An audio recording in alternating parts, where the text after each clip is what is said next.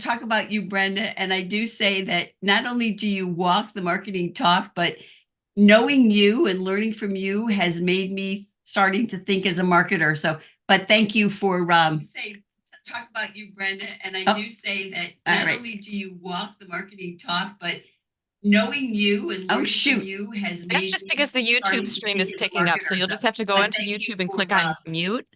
And that way we won't hear the echo in the playback. And I always say, like, the only reason I know that, and that is because it's happened to me.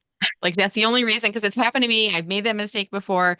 And now whenever I do a live stream on YouTube, it pops it up in another window. And you gotta Yep, like wait for it and hit mute right away. Otherwise you get like that playback. So it happens to all of us. No worries at all. a learning experience. Correct.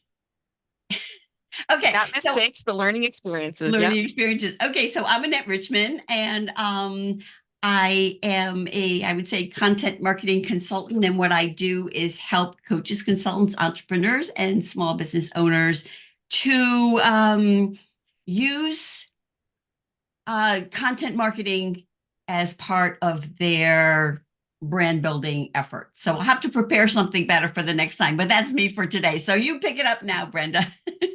And we have these things 'cause sometimes we're like at an event or you're at the grocery store and someone's like, "What do you do?" And you got to like be ready for it. So the more often we practice and just work through the, "Hey, I wasn't thinking," like the more better we get at that. The more better, the betterer. I don't even know. So that's just it. I'm Sounds good like, to me. okay. It's Friday Um, morning. so I am a huge fan of Annette Richmond and a huge supporter of her as well. I'm delighted to be here. My name is Brenda Meller, and what I do is I help solopreneurs, business professionals, and job seekers to get a bigger slice of the LinkedIn pie. I'm a marketer by background, and I've been working independently as a LinkedIn coach and trainer for about the past 7 years, and delighted to be here with all of you. Oh, thank you.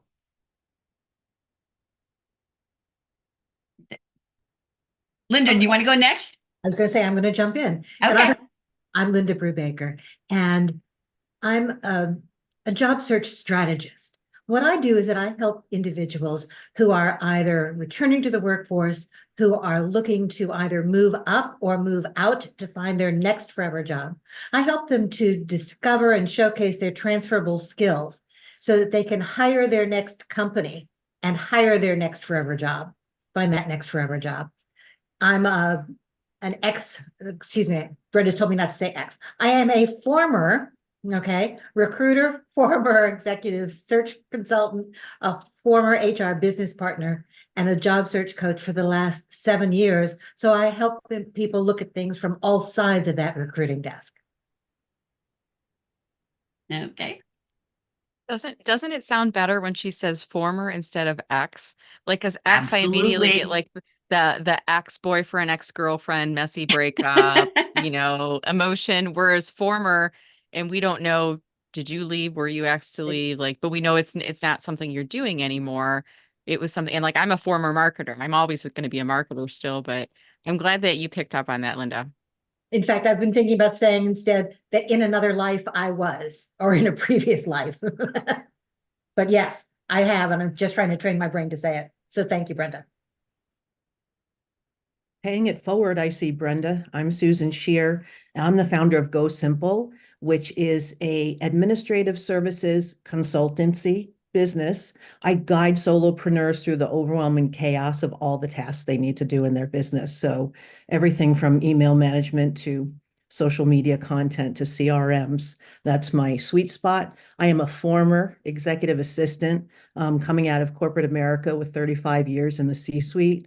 So I've seen it all as far as, being able to be in front of an executive, take all the busyness of their mind and put it into some sort of system and process that makes sense, that's simple and executable day by day. So thank you for having me here. Pleasure. Thanks for being here. Okay, Felipe, you're the finish strong.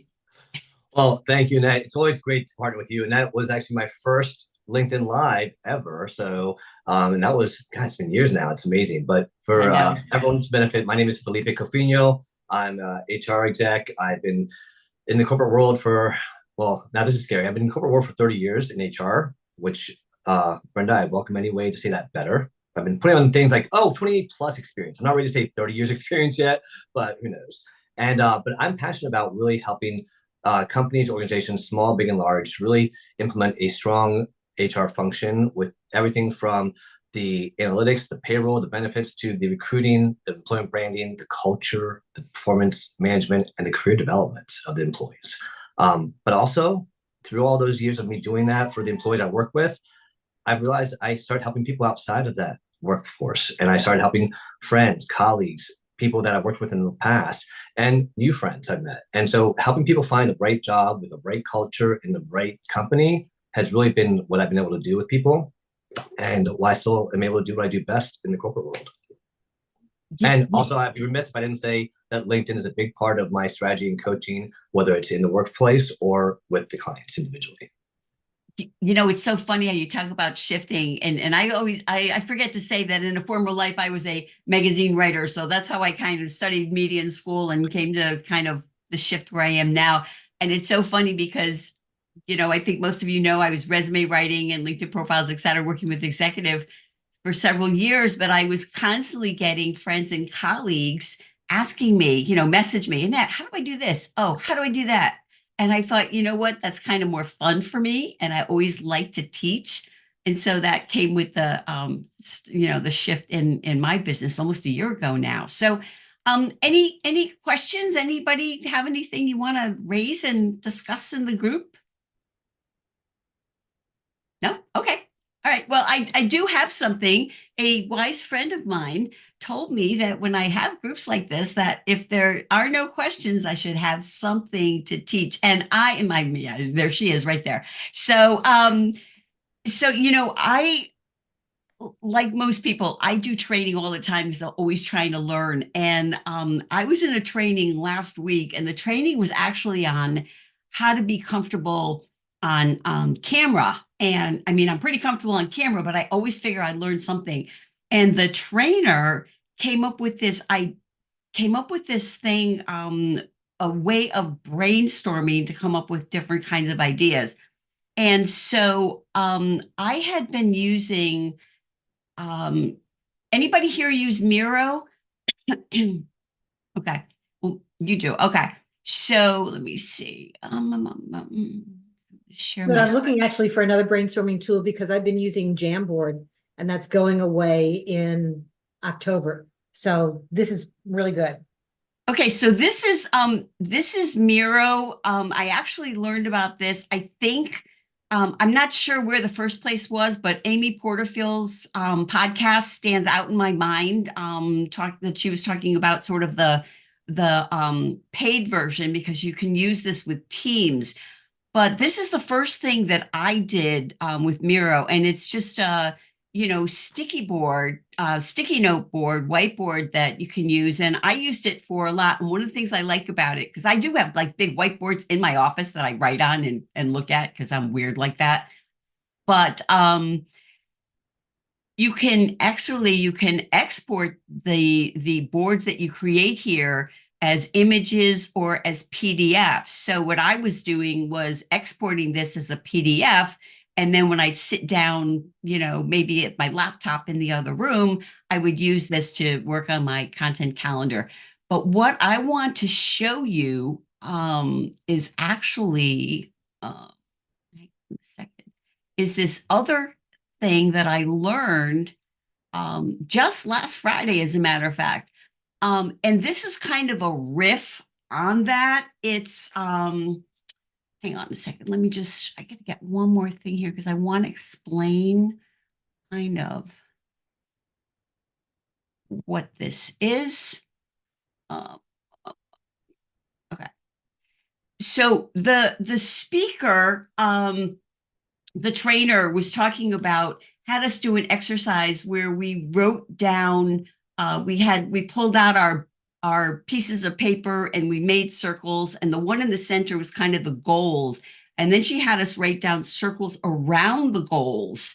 And so I was looking on Miro, and so I found this. And this is called, and again, I'm using the free version of Miro. So you can have paid. If you have teams, then I guess you would have to have paid. But since I'm just using it for myself, I'm using the free version. So this is what they call a scamper board. And it's the acronym stands for substitute, replace part of the solution, product, process, etc., with something else, combine, merge two or more elements of the solution. So you can do this. I think it's meant for products, not necessarily ideas. And then you can adapt after and adjust the elements. Let's see, put to another use, modify, eliminate, rearrange. So the thing that's so cool about this is you can move. These are the sticky notes. You can add sticky notes. You can move things like this. You can move them around the board. You can add things to the board. You can even move like these little, things if you want to move it around. And so what I was using it for is that she was talking about brainstorming. And so these are, for me, different sort of content pillars that I'm working on. And these are my ideas that I'm going to use. And again, this is kind of a work in progress for me, but I thought it was a really, really cool idea, to do brainstorming, because like I love sticky notes, but sticky notes are kind of like they're not portable for me. I have them stuck around my computer, but I can't take them with me. And this is something too that you can print out, save it as an image or save it as a PDF and use it, share it, whatever. So I just wanted to kind of show you this. And one of the things that's nice is if you want, you can like add sticky notes to whatever you're working on, and so it's really cool. You can change the colors, you can change the obviously the text, you can change the sizes of the image and all these other things. So these are the colors that I picked, but what do you think of that? So I got a question, Annette. Is this shareable? It is. So if you share the link, do we have to have an account on Miro to contribute to it, I or are we viewers only? I believe you do need the paid version, Brenda. I have not explored beyond the free version at this point. I'm on that, but I'm fairly certain that you can certainly share. I mean, if you hear, you can save as a template, you can save to a Google Drive, you can share it, you can work on it together. It's meant for teams, but I'm pretty sure in order to do that, you need to have, let me see, you need to have a different So can I jump in just for a minute? of I've course. been exploring too, because as I mentioned, I've been using a Jamboard and that's going away. It's a Google product, and they're suggesting Miro or another Figma, I think, as an alternative. My understanding is that the only person who has to have the paid account would be the person who's creating it. So Brenda, if, for example, if I'm doing this with a group, I have to have the paid account, but anyone I send the link to can then contribute to what's going on there without having an account of their own. Oh, cool. There you go. I like it, Net. I think it's a great tool to use.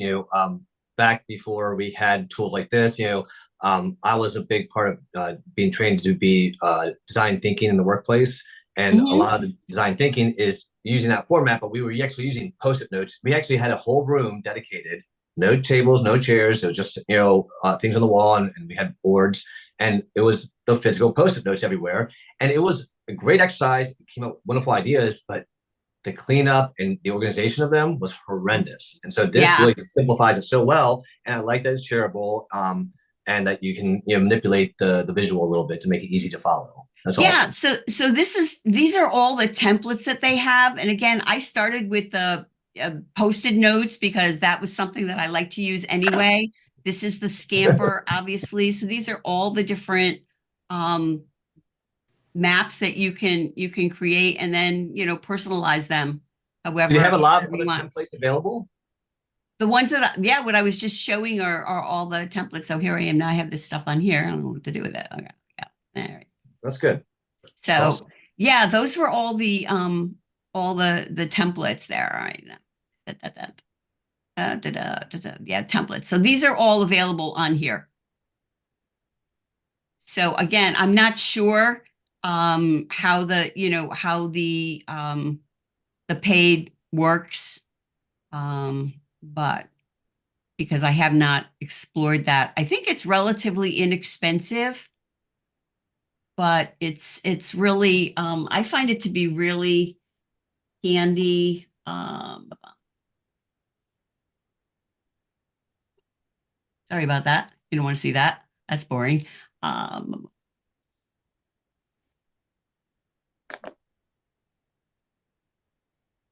So this is actually going to be one of the things that I'm talking about in my latest newsletter.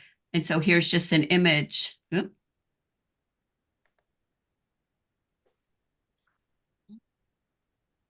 Very cool. So anyway, that's just something that I wanted to. Okay, so here's the image that I'm going to use later in my newsletter. So, and again, I like to print this stuff out because then I can just take it wherever I'm working. And what did I do there? I don't know. I'm having a learning experience right now. So, all right, well, here we go. So anyway, that's just something that I wanted to share that, I learned about it from Amy Porterfield's podcast. And I thought it was really, really the Miro from her podcast. And I guess we lost. She had to jump off, she said. Oh, okay. Okay. So I thought maybe I was boring her. So anyway, so I thought that was really, really interesting because again, like brainstorming for me is tough, and I'm linear, like I'm a list person, but then again, I like to see visual. So any other like brainstorming suggestions? I gotta say, I won't lie. AI obviously is a sensitive subject sometimes, but I found that when I've written something out and I drop it in AI because I don't like the way it's flowing, and I want to add something, but I don't know what I want to add, I actually will brainstorm with ChatGPT, and it will give me some good suggestions, and then I'll go back, rewrite the whole thing with new suggestions, and then pop it in for like grammar purposes. I'm a big person of not having it. I don't want to ask a question, a prompt, and have it write it for me. I never do that. I always want to write it all out. I don't care if it doesn't sound great. It's my words. And then ideally massage it that way. And for me, the brainstorming side, it brings ideas that I didn't think about. And I'll even say, all right, give me an out of the box idea around this topic. Or, give me more high level financial ideas about this topic. And it does prompt you with really good ideas. So I've found that to be a good brainstorming friend when you don't have one available, maybe at midnight and everyone's sleeping. No, I love that. I do that too. And I will ask it if I'm working on something. Let's say I was writing something about content marketing and I said, what are different types of content marketing, or what are people most searching for in terms of that? Or one of the favorites is, although I'm not a big believer and I don't think it's all about the prompts, but what do I need to know if I'm this person about content marketing? And sometimes it's true, it'll come up with ideas that I wouldn't have thought of immediately. And I found it great to outline like a presentation, like here's what I'm going to cover in my presentation. So can you give me outline it, tell me the slides and whatnot to do it for, however long the presentation is going to be. Yeah, I mean, even down for like my clients or people at work that I are going for an interview, I always tell them, I go, take the job description, take your resume, plop them both into ChatGPT and say, what are some good questions to ask based on my resume and this job description? What are some questions I should expect? And let it give you some ideas. And that kind of brainstorming alone is helpful too, because we don't always have a coach available on the spot. So again, but don't let it do it for you 100%, because that goes to the whole conversation of, is AI going to replace jobs? Well, if you let it replace you and you lose all your independent and originality and uniqueness, yeah, it could replace you. But if you use it as a tool to enhance what you're doing, it's powerful. So many people are worried about AI, and I like Hootsuite. They do a lot of reports on different social media trends and whatnot. And the last social trends they published, and they were asking employers, and I think it was I don't remember the number. It was 60 something, close to 70% of the employers who responded said they want to use AI to cut down on workloads, not to eliminate people, but to make it easier for the people that work there. And I find it that way too. Although I will say, I think that you can see, for me anyway, because I know a couple of people who do have ChatGPT write their LinkedIn posts for them, and they kind of post it as is, and You can tell. and you can tell Yeah. because I mean, it's not them. Yeah. I mean, yeah. if I start using words that I've never used my entire life, people are going to know that, if I'm saying things like, oh, this is exemplary versus this is wonderful. I don't use exemplary that often. Not that it's unheard of for me to use it, but when it's using all these high level words or technical words, like healthcare words, I'm not in the healthcare field. I'm not going to sound well. So let me sound like myself. Be educated. Again, educate yourself to sound intelligent, but don't have it do it for you because you lose your voice. And people know, like you said, to your point, when people are using it. Yeah. Yeah. You can tell. Do you use that, Linda? Oh, you're on mute, Linda. You're on mute. Sorry about that. I'm just starting to learn a little more about it and play with it. I use it more to give me suggestions rather than to rewrite anything or rewrite suggestions for what I'm writing. But I'm trying to learn more about it. So I'm still a very, very newbie on it, and not sure that I like the ideas that it gives me sometimes, but I don't necessarily like the wording that it gives me, even as a starting point. No, I hear you on that. And one thing that I will mention, I don't know if you all know Frank Prendergast. He's on LinkedIn. Oh, Linda, you should follow him. He is really someone that he's been on my LinkedIn live show a couple of times, and he publishes a newsletter. He's got a lot of things that he posts often on AI. I think he's really smart at it. He knows a lot of different types of platforms to use. I'm pretty much like ChatGPT, and then DALL-E 3, which is part of ChatGPT, although everything kind of has AI attached to it now. But he's really great. If you go to his profile, let me see if I'll pull up his profile here so you can see who he Yes, is. please. Yeah, and what's funny about it is that I think a lot of people they get into the point where I use it a lot for almost like Grammarly. Like I wanted to correct some of my grammar and spelling because that's not my greatest strength. So I want to make sure I'm touching on it. But what I have noticed is that when it will reuse your words unless you ask it not to. Like if I sit there and say, this sounds too stern, make this sound a little bit softer, it's going to change my wording. But yeah, I do that when I ask it to help me write sales copy, because I consider myself to be a good writer. I do not consider myself to be, I'm not a good sales copy writer. And then when I have it write copy for me, I always have to say, okay, back it off and back it down a little bit, because that's just too much. So that's a great point. So this is Frank, and he has this. This is an edition of his newsletter. He has a free newsletter, and you can find all types of. Sorry, sorry. Sorry about that. I apologize. I forgot to take the phone off the hook. Anyway, this is a great edition. He talks about all different things with AI, but he publishes a lot of information on AI, and you can just by following him and signing up for his free newsletter. I've learned a ton from him myself, and I would highly recommend following him. He's the person that I know who knows the most about AI right now. I don't know. Is any other suggestions for people to follow? Or I follow Kendra Corman, and she's a marketer as well. So her perspective is from that of a marketer and how to use AI for content generation, but following the formula of not just taking what they give you, to Philippe's point. Is it Felipe or Philippe? I'm sorry. Felipe.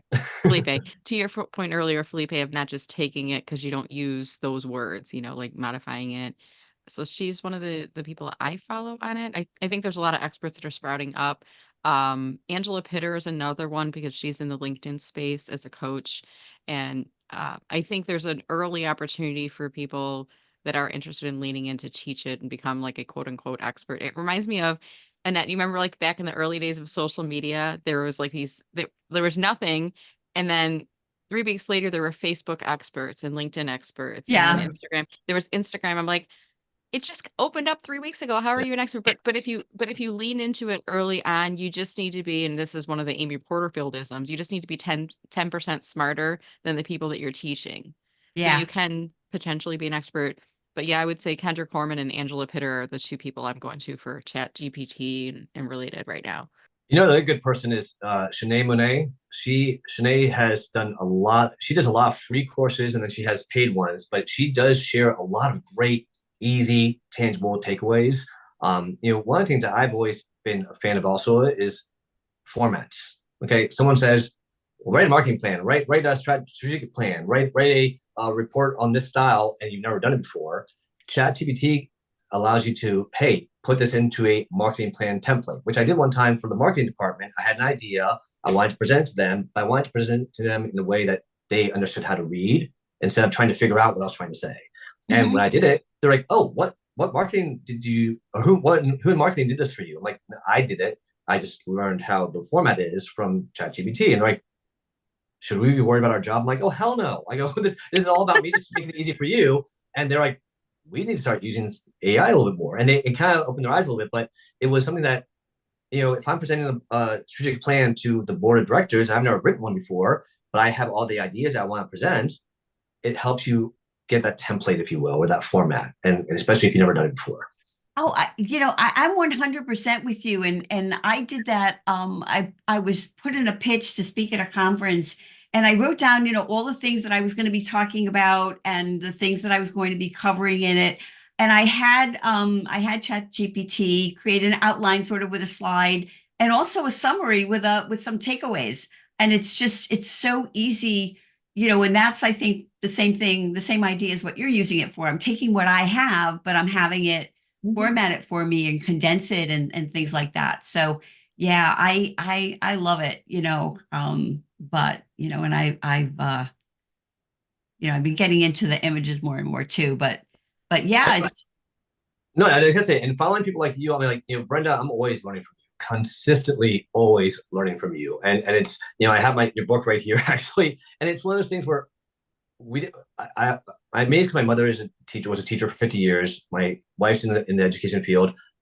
That forever learner mentality is something that, like, be curious, want to learn from others. It's not about, oh, how much better am I than everybody else? It's what can I learn from them and what can I share? And when you do that, you build community like you've done here in that, and it's wonderful to be able to learn from people like you. Because for me, it's not like, oh, this is what I learned. No, I'm consistently learning from you all. And you too, Linda. In all the audio rooms, I always see you there, and I always love your feedback when you give it. Oh, absolutely. Absolutely. I learn, I try to absorb and learn as much as I can. And then when I can't learn anymore for free, then I pay. That's my pattern. Should we all pull up our social media pie books? I think we all have them on our shelves. I know I have mine right here too. Right, but mine's in the other room. So we can go like this. Okay, so we are all social media pie readers. Making me I was gonna say you're making me blush, but you're making me so happy. I feel like we should be happy, not like embarrassed when people are touting our stuff. You're so kind. Yesterday, I have to say, Annette, was such a fun day. For those that are watching maybe the playback later, yesterday was March 14th, 3.14 Pi Day, PI. And I've gotten to the point now where I like talk about it so much and I tell people, like, if you see anything pie related, message me, like memes, gifts, holidays. And yesterday I think was one of the more popular like I got so many texts and emails and LinkedIn messages and people like wishing me a happy Pi Day. And look, I had one person like, you didn't do a post yet, it's Pi Day. And it was so much fun. But it's good to surround yourself with people like Annette and Linda and Felipe, like people who are your supporters and cheerleaders. And Felipe, as we were talking, I was like, I haven't had it on my LinkedIn Live yet. I'm trying to figure out if there's an angle that would work with my community in terms of your background. I'm going to reach out to you separately and maybe we could talk about that. But Sure. yeah. He is a great guest, I will tell you. He is so fun. Yeah.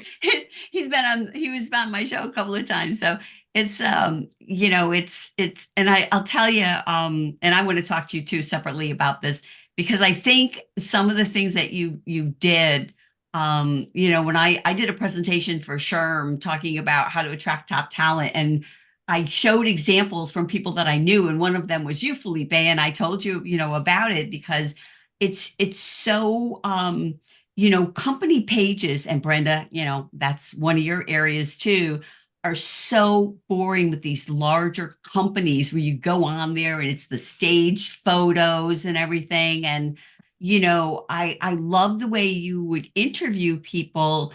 And for example, one thing that I remember is someone from, I think, from mortgages, and it was a guy, and you had him on and you were interviewing him, and of course it was great exposure because you talked a little bit about the company, but you have him give great tips for home buyers, which it's just, and I think there's so much with job seekers, although I'm not working with them as much now, is the whole idea of what's company like.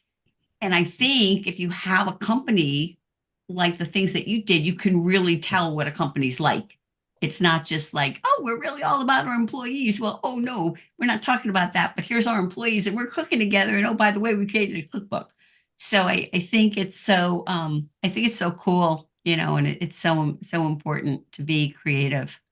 Yeah, when you tap into people and when you start allowing people to be creative, they come up with the ideas. Like, I came up with the single chefs, but then all of a sudden, next thing you know, we're doing the hot ones challenge like you do on YouTube, eating hot wings, sharing financial tips. And that was an idea for my credit manager. So, but going back to Brenda, your point about pies, I gotta say, whether it's personal brand or your company brand, Brenda, you do it so amazingly well, to the point where when you think about pie, you think about Brenda. I mean, I was on vacation in the Virginia mountains. We stopped at this little store to get some pumpkin pie and I think apple juice. And I see this huge display. I mean, a beautiful display of pies. My first thought is, I need to take a picture and send this to Brenda. and the thing that my wife's like, who the hell is Brenda? And I'm like, LinkedIn friends. Like, oh, okay. And so, Oh, I'm sorry, a little awkward. She's like, it's Brenda, and why are you talking about her while we're like, exactly. But I was like, no, this is just a great marketing person who just brands herself so well that when I see a pie, I think about her. And so you've done that so well. And I think that's where I've tried to learn from you, especially, but others can always benefit from your knowledge, not just job seekers, but other people as well.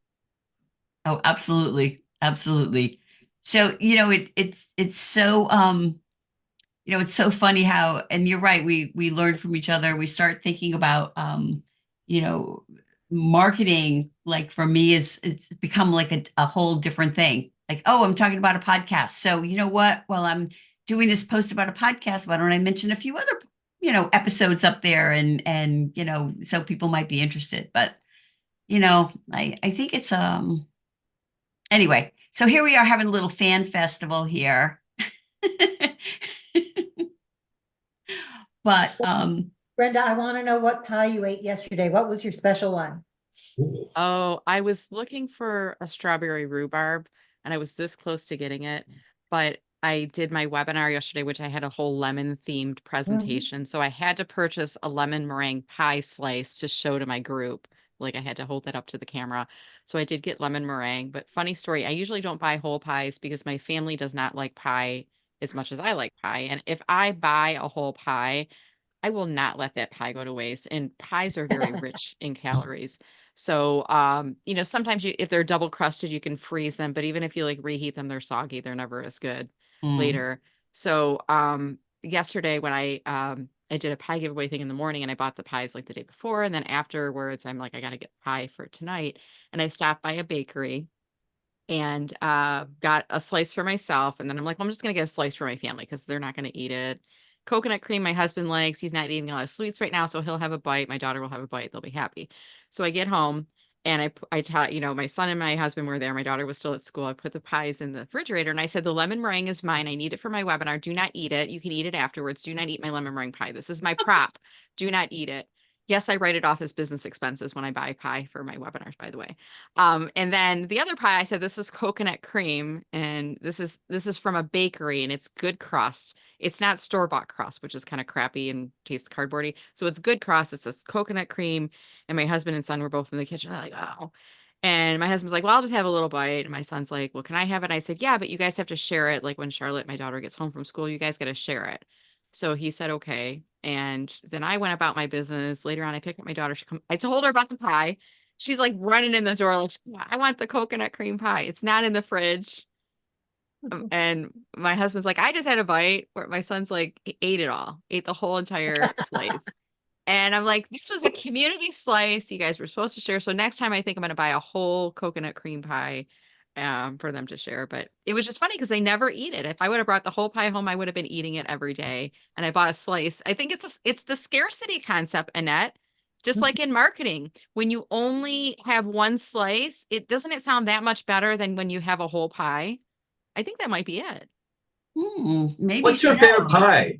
What's your favorite pie if you had to pick one, Brenda? Do you have one? I don't necessarily have a favorite. I do like variety. Strawberry rhubarb is probably right up there because it's got a little bit of sweet, a little Wow. bit of tanginess to it. But really it's homemade. It's not store-bought because store-bought always tastes store-bought and processed and old and a little stale. And when I travel to different cities, I try to go to bakeries, and when I'm at the bakery, I always ask the question about the crust. I say, what do you make your crust with, butter or lard? Because that's the bakeries, what they use. They don't use light products. They use butter or lard. And they're both good. I don't really have a preference one versus the other. But if I'm visiting a place, I will say, what pie are you known for? Or what's pie is local to the area? Because then I do get to try. My mouth is watering. I'm sorry. Next week I'm going to Cleveland and I'm meeting a friend there and I'm doing a client thing, but I already asked her. I said, you got to find a bakery that we can go to and visit. And it's just, it's the variety. And what I love about pie too is like I can ask all of you, what's your favorite kind of pie? And everybody will have something. And then we all kind of feel like we got to know each other a little bit. We're sharing something. As we're sharing our pie stories, we're all like visualizing and tasting it in our minds too. So yeah. Yeah, and then, that's so brilliant. I'm not a huge pie person myself, but then just because I'm not a real sweets person, I'm more like the salt. I can eat that whole bag of potato chips before I'd eat the whole pie. But yeah, I mean, like I love pumpkin pie, and my husband does not. So I get. I will say that I do get that, frozen pie that I bake on, but I eat the whole thing. Just eat the whole thing. That's why ice cream is a good dessert because you can just keep it in the freezer and it stays there. I find pie to be very seasonal. Like for me, like I love my wife's banana cream pie that she makes every Thanksgiving, but she never makes it the rest of the year. So I just associate that. I only get it during Thanksgiving. And then cherry cream pie, with actual cherries in there, just really good. The sweet, the sour, But apple pie and ice cream, you can never go wrong with that either. Wow. Easy. I'm craving some dessert. I'll have to go out and get something. I know. I saw that you actually, when you did your thing, you put pictures. You gave away little pies. Oh, it's awesome. Those were the store-bought, and I don't know if any of you are. I don't think any of you are in Metro Detroit, but we have Kroger stores here. If you have Kroger in your areas, so in the pie bakery of our local Kroger, they have these little mini pies that they're almost like school box lunch size. They're like little individual, and they're okay. They're not great, but they are kind of like the token. I can give them away. They're pretty inexpensive, and I can buy like a whole pie for, depending on where you get it, $10 to $20 or more. And I can buy these little mini pie things for like $1, $1.50. Yesterday they were on sale because it was Pie Day. So I got like 7 of them for $1. And then I did a half pie for the grand prize winner. So I gave out 8 pie prizes yesterday. And the 7 were all different flavors. So when people won, they got to come up and pick whatever was remaining from the stack. And then I also put, if you see my LinkedIn post, I put a sticker on the front of each one of them that says social media pie on it. So when we took the photo, it wasn't just the Kroger pie, it was a little bit of my branding that was kind of Brilliant. affixed to this front of it. So That's so cool. I I was a know. little concerned at first when I thought you did this virtually. I'm like, how do you get to the pies to them? I'm like, oh, okay, thank Oh God. no, you didn't see the pictures of her wearing the I pie need to go check. I need while to go she check was her speaking? Oh my gosh, I love that. I love that. So here we are talking about pie as we are winding down here. And I'll take the pie part out of my podcast. but but yeah, it's so interesting. We don't have Kroger's around here. We have like Whole Foods and whatnot, and we're getting a Wegmans, I think, or something that's like a big famous store that's they keep putting it off next year, next year, next year. But one of the local stores we have, Stu Leonard's, which is kind of like it's a local sort of regional. It's only like in Connecticut and Westchester, but it's in the Guinness World Book of Records is like the biggest dairy store, and it's like got all these things going on there. And they have really good, baked goods there, and they have like half pies. So you can get, different half pies. So, oh my gosh, I'm not even a sweets eater, but I gotta have some kind of sweets today. Oh my gosh. So we're kind of, I feel like we're kind of running out of steam here. I don't have anything else to show you. One thing I will ask you, Felipe, because I know that you do. I'm not sure if you do as much, but you used to do a lot of video. And Yeah, I'm curious as to how you because I know so many people are like, oh, they're afraid, they don't want to do video, they're nervous about it, this and that, people are judging. But how did you sort of get over that? Because you used to do them all the time. yeah. No, and I'm sorry, go ahead. No, that's it. That's And my so yeah, question. no, and I definitely I've always enjoyed video. I've never been somebody that was overly scared of video. I think I like recording other people all the time. Like I was the guy in the family with the camera and the video Yeah, camera. well, you're the That's my dad. photographer. Yeah. And so for me, what I realized that I did get nervous about was when it was time to record to make sure that everything, like, did I look okay? Was the sound okay? Was the background okay? I got overly nervous about those things. And then the second thing that would make me nervous would be, am I going to remember everything? And I try to do like, okay, like have everything written out in front of me. That doesn't work for me. I sound robotic. I'm not myself. So what I realized is that I just need key talking points. I don't need to write out everything I'm going to say. I know what I want to talk about. I just need to remember what order I want to talk about them in. So that helped me tremendously. And then realizing I don't need any fancy technology. My cell phone, maybe a ring light, and a microphone if I wanted it. But this microphone I have right here, $40. Yeti microphone. Wasn't expensive. I've had it for 3 years. It still works. Can y'all hear me okay? Yeah. And so I realized I didn't need to invest so much money. So I think people get in their head about it, like, oh, it's too expensive. I don't have experience. I'm not going to speak clearly. I'm not going to remember. Take away all those things that scare you and worry you and get excited about it and try it. And here's the thing. People are never going to remember your first video. I barely remember my first video. So go out there, do it. And the good thing is I always looked at how did my videos improve over the course of time? That's what I focused on, not how bad were they before. It's, Yeah. oh, wow, I have improved. I am showing improvement. That's great. Let me focus on that. So that's always been, and learning from people like you and Jillian and Kevin and everyone else that does videos all the time. I've always been very happy about being able to learn from you all.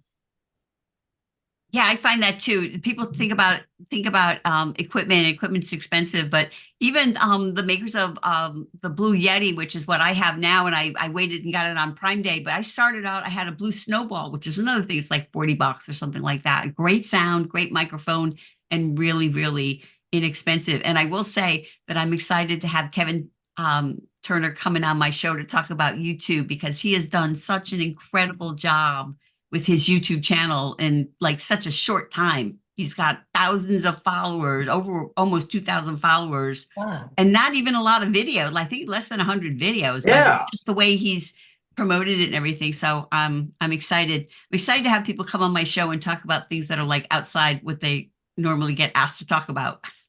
makes it fun for me, and so far fun for them too. So Yeah. Yeah, but I definitely get back to videos and do more of those because I think people, I don't want to get on another platform and do videos. I want to do them on LinkedIn. So Brenda, this is to your link to the LinkedIn post. Yeah, that's to yesterday's Pi Day, the document slider post with the Oh yeah, different do photos. click on that. It's really fun. It's really fun. It is. I remember the first time you ever came on my show, my other show a couple of years ago, talking about LinkedIn and stealth mode, and you had on heart sunglasses, big pink heart sunglasses to show the stealth mode. So My snap, I used to call them, my daughter would say they're like a Snapchat filter. Because you know how you do those filters and they add on sunglasses. It was like the live version of the glasses for that. so clever, so clever. I Well, gotta ask, so that pie costume, first of all, did you make it yourself? And secondly, how heavy is the pie in front? So here's the backstory. So this was like a couple years. This was probably when my daughter was in like third grade for Halloween, and she's now in seventh grade. So it was probably 4 years ago. So we were shopping for costumes for her, and I saw a kid's pie costume. I'm like, oh my gosh, it's adorable, and it looked just like the one I have, but it was a child size, and they didn't have adult size costumes for pie. So I was kind of looking at it, I'm like, I could make this myself at home. And, we were always kind of crafty growing up. My mom sewed, and I've got a sewing box at home. I'm like, I can put this together. So all it is, it's a cardboard, it's a large cardboard box that I cut the circle out of. And then I stuffed the middle with cotton to make a little bit of dimension. And then the top is like it's a cherry pie. So I've got red felt over it. And then I took a brown paper bag and shredded it and made it look like a lattice crust and then glued that on. I don't know. It's a combination of hot glue gun and stapling it together because it's cardboard and you can't really sew it because it'll tear. And then once that was done, then I have it affixed to an apron. So my friend got me an apron a couple of years ago. It says Brenda. I don't really wear aprons. I'm like, it was my cousin. I'm like, I can make this apron into my costume. And then the back of the costume that you can't see in the pictures is another cardboard ring covered on the back side with tin foil. So it looks like a pie tin. Like as I turn around, it's the back and the front. So oh wow, okay. it's actually not heavy, but it's round in the front, and it's not like this. It's probably a little bigger than the width of my body. So the hard part is when you're presenting and think about this as you're gesturing, you can't do any gesture that's narrower than this. Because the pie ring I love you is this much. I can't love you any less I than love this. you. You can reduce your expenses. Oh God. Well, I gotta say that was brilliant. First of all, Thank the look is brilliant. It looks legit, but how brilliant was it that you stuffed it with the cotton balls that made it light? That's brilliant too. Yeah. Yeah, I love that. You're so creative, and it's so I'll tell you what you will do for marketing. Stand there like this. But again, it's the branding. People will The never branding, forget. yeah. I mean, anyone that's in that session, I guarantee you, they will remember Brenda and pies for the rest of their life. Not only What because she wore it. I'm trying to do is like teach people like, okay, like pie's my thing and that's great and all, but like what could your thing be? Mhm. And I'm trying to get people to think about picking something that is a personal passion, hobby thing, like Annette, maybe it's the black dogs. There's not a lot of people that are dog owners that are using dogs in their marketing. Liam, what's his last name? He's the hot sauce person. Oh yeah, Yeah. he has the Yeah. pepper. He has the Yeah. pepper in his signature. Liam Darmody. I'm blanking on his last name. Liam Darmody. He's the hot sauce person. So pick something, and it doesn't need to be like something you eat and consume all the time, but it has to be something a little different. Like it Something can't be people have in coffee.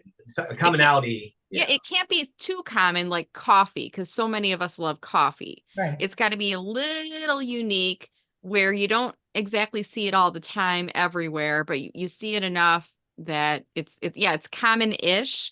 But one of my clients, she uses koala bears as her emojis because it's her favorite animal at the zoo, koala bears. And then she uses koala bear memes and gifs and videos and stuff like that. And it's enough that it's different, if that makes sense. If it's different yet Yeah. unique and still common-ish enough that when somebody sees a koala bear, they take her a picture and they send it to her. So just think about something that, you know, you have a personal affiliation with. And for me, it was like pie growing up was like part of my family story. And something that you can bring in and then just have some fun with it. And don't worry about selling and branding, you know, too much. Like you can make the connection back to Yeah. what you're doing. But, you know, I'm trying to encourage people like find your pie, you know, figure Yeah. out like the Right. Simon Sinek, your why. Like I'm like, find your pie. Like don't just like I It love sounds like the pie a that's sounds coming to like me, a like, what's your presentation pie? to me. Yeah. I just want to do like a survey of my family and friends. Hey, what do you think about when you think about me? Is there anything that comes to mind to see if I get any ideas from them? You know, because it's always something that you think about something, and but sometimes the most common thing that you can relate with, you don't think about because it seems like so common. Well, the last thing that I want to mention on this, and you know, I've been trying to work my dogs more into, and I was in a group. I wasn't this group. I think it was a group that you were doing at the time, a coaches group, Brenda, that came up talking about adding like the paw prints on my LinkedIn, and which I did. Um, but one of the things that I think, and Felipe, you just made me think of this because you're talking about asking people about it. And Brenda, your whole pie thing came like by accident, right? I mean, with the social media pie. Kind of it did. I did a pie themed presentation one day and I created hashtag social media pie because it was a social media presentation and then I had pie as the theme. So it kind of like I created it and then people started using it. And I'm like, well, I guess I better like claim the URLs and do the thing. So it wasn't like, yeah, I'm like, oh, I got to figure out what my pie is. It was like, I did it and it resonated. I'm like, oh, there's some, you know, as any smart marketer would do, like, oh, this works. There's something here. And then you Yeah. lean into it. Yeah. Well, I thank you all. Oh, it's noon. Okay, so it's time for lunch, and maybe it's time for High some time. pie this afternoon for me Woohoo. because I'm so you know, thinking now about